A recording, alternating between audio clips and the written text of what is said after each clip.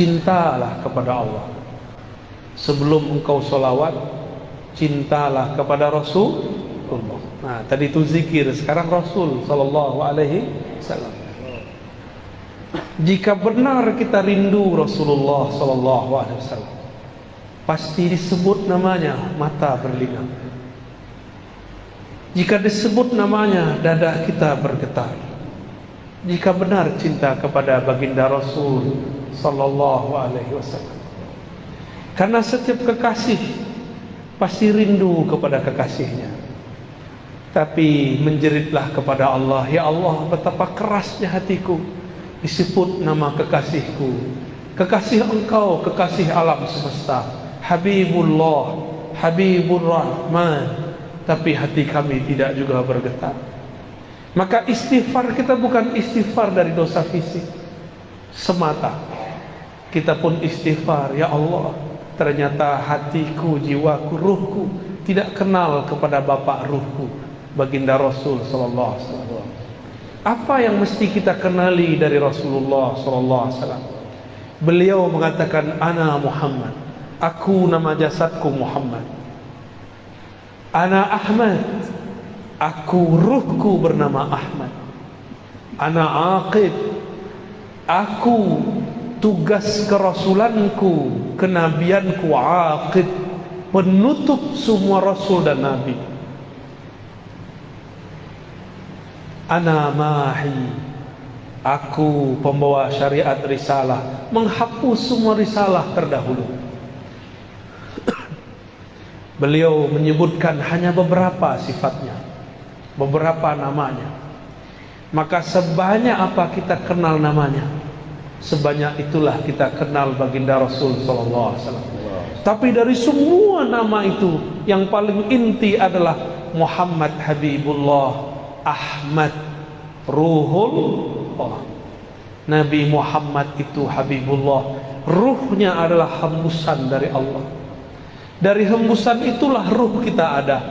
Itulah makna ayat, setelah aku ciptakan tubuh,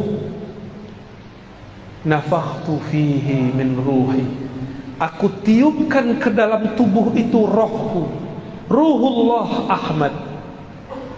Maka sumber ruh yang ada dalam diri ini bersumber dari ruh Ahmad.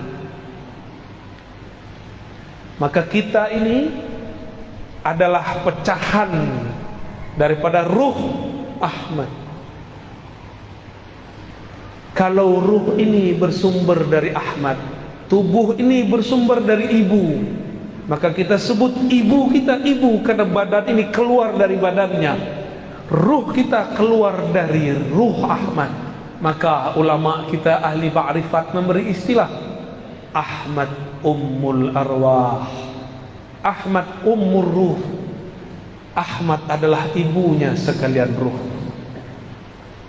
Jadi kalau bersalawat katakan, Assalamu alayka ya Sayyidana Ahmad, ya Ummar Ruhina, ya Umma Arwahina. Salam atas engkau wahai Sayyidina Ahmad, dari engkaulah ruh kami bersumber, engkaulah induk daripada ruh kami. Assalamu alayka ya Rasulullah, ya Abal Arwah.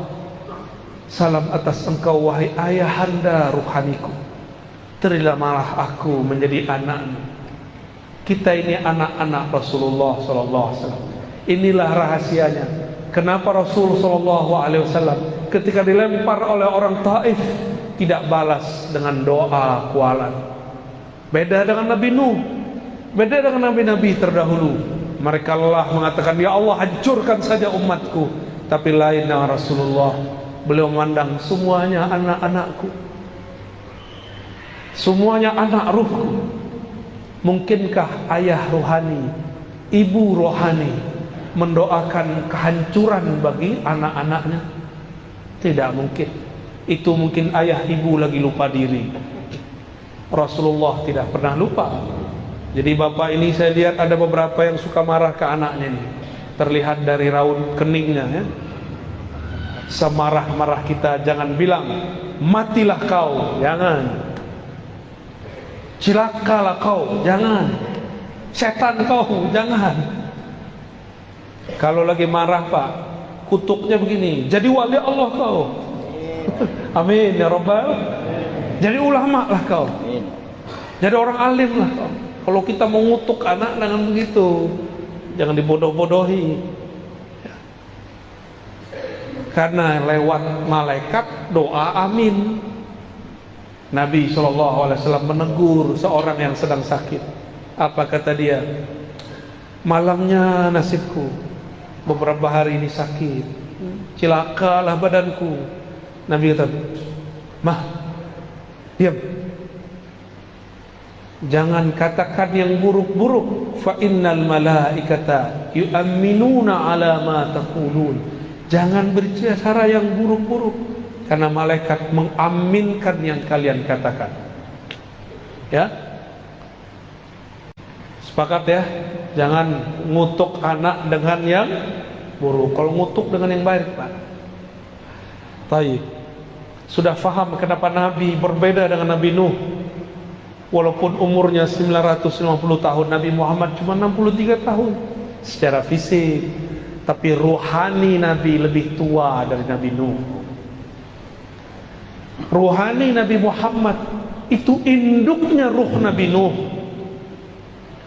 Maka Nabi Nuh tidak sanggup melewati kemuliaan ruh Nabi Muhammad sallallahu alaihi wasallam. Maka kalau bersolawat Pak, saya ijazahkan satu solawat, dibaca dalam hati. Assalamu alayka ya abati ya Rasulullah. Atau pakai tambah, Assalatu wassalamu alayka ya abati ya Rasulullah. Salawat dan salam atas engkau, wahai ayahanda rohaniku, Rasulullah sallallahu alaihi wasallam. Coba sama-sama. As-salatu wassalamu alayka ya abati ya Rasulullah. Salam atas engkau, salam rindu atas engkau, wahai ayah rohani kami. Terimalah kami menjadi anak-anak rohani. Amin ya Rabbal. Al-Fatihah. Ar-Rahman. Iya. Surat.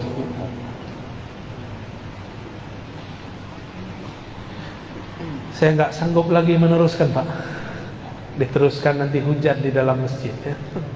Allahumma salli ala Sayyidina Muhammad. Ya, silakan bagi yang bertanya. Tadi itu sudah talqin itu, talqin sholawat. Ya, antum itu langsung ijazahnya langsung dari Rasulullah secara ruhani. Karena saya belajar hadis, dalam ilmu hadis tidak diterima riwayat kecuali ketemu fisik. Tapi ini ketemu rohani. Terjawab pertanyaan kedua. Jadi suatu saat ada orang aliran sesat datang kepada saya. Dia mengaku imamnya adalah Imam Mahdi. Hari Jumat, saya kemudian sebelum sholat, saya sholawat mengadu kepada Rasulullah. Kenapa saya gelisah? Gelisahnya bukan main. Saya nggak pernah segelisah itu. Dulu punya masalah apa saja tidak ada gelisah. Ini gelisahnya bukan main. Sebelum Jumatan, saya kemudian menyapa Rasulullah. Allahumma salli ala Sayyidina Muhammad. Assalamualaikum ya Rasulullah. Assalamualaikum ya Habibullah. Assalamualaikum ya Sayyidi ya Rasulullah. Begitu terus saya baca. Wahai Rasulullah, wahai Rasulullah, syafaatkan aku, syafaatkan qalbuku, syafaatkan pikiranku, badanku. Kenapa ini gelisah? Tiba-tiba Allah masukkan saya ke alam yang bukan alam ini. Disebut tidur bukan tidur, disebut jaga bukan jaga. Ya, jadi ini bukan bagian ahli hadis, ini bagian ahli rohani. Di saat itu seakan-akan beliau berkalam, bacalah assalamu alayka atau assalatu wassalamu alayka ya abati ya Rasulullah. Pas mau azan saya sadar lagi, terbangun lagi. Maka benarlah kata Nabi, man ra'ani fil manam fasayarani yaqwa.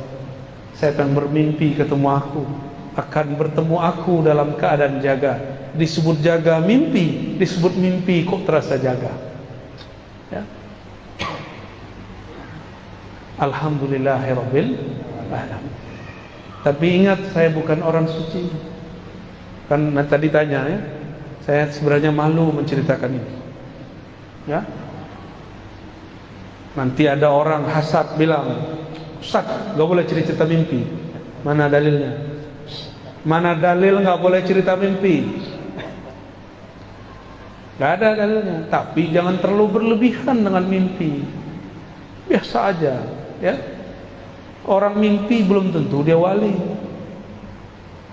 Sebagaimana yang tidak mimpi belum tentu tidak wali. Ya. Paham? Jadi mimpi itu terjemahan dari alam sadar. Kita ini punya kesadaran alam bawah sadar. Dia sadar tapi di alam bawah sadar. Ini ternyata maksud kalam Nabi. Bainama ana naimun wal yaqazah. Antara aku tidur dan bangun, itu disebut alam bawah sadar. Nabi sudah sebut istilahnya 14-15 abad yang lalu. Ahli psikologi baru menemukan istilahnya sekarang. Mereka sebut trans, tapi mereka pun bingung trans itu apa. Karena trans yang mereka tahu cuma Trans Jakarta, Pontianak, Singkawang. Allahumma salli ala Sayyidina Muhammad.